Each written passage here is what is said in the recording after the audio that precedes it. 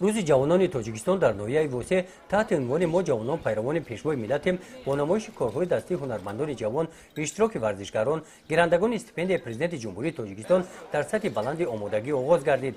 این محصولات ها را از میان محفل‌های هنرمندی در دهه چهارباغ و دهه گلستان تیار نمودند.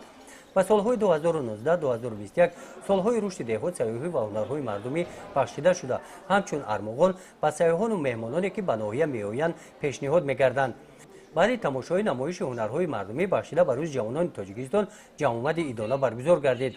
رئیس ناحیه وسه به این مناسبت همه اشتراکچیان چهاربینی را تبریک نموده ذکر نمودند که 60% اهالی ناحیه را جوانان تشکیل می‌دهند.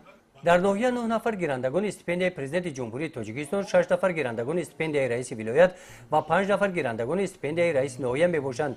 با دستگیری حکومت تاجیکستان برای جوانان توسط عمومی‌گردانی ورزش، تبلیغ طرز حیات سالم و آماده‌سازی ورزشکاران کسبی در ناحیه شرایط و امکانات‌های مساعد فراهم آورده شدند. در برابر جوان پسران، جوان دختران ناحیه در مسابقه های بین المللی اشتراک نموده صاحب 2 جای اول و 3 جای افتخاری گردیدند. قید کرده شد که با دستگیری حکومت تاجیکستان در ناحیه برای از خود نمودن کسب هنرهای گوناگون امکانات‌های مساعد فراهم آورده شدند.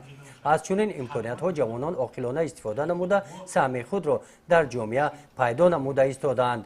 در شرایط جهانی پرحوادث معاصر بسیار مهم است که جوانان ما همیشه زیرک و هوشیار باشند و برای حمایت منفعت‌های خلق تاجیک و دولت تاجیکان آماده باشند. در این چهاربینی همچنین جوانان سابقه داران مهنت برآمد نموده عاید تحصیل جلب جوانان به ورزش از دستگیری‌های پرزیدنت جمهوری تاجیکستان اظهار منتداری خود را بیان نمودند.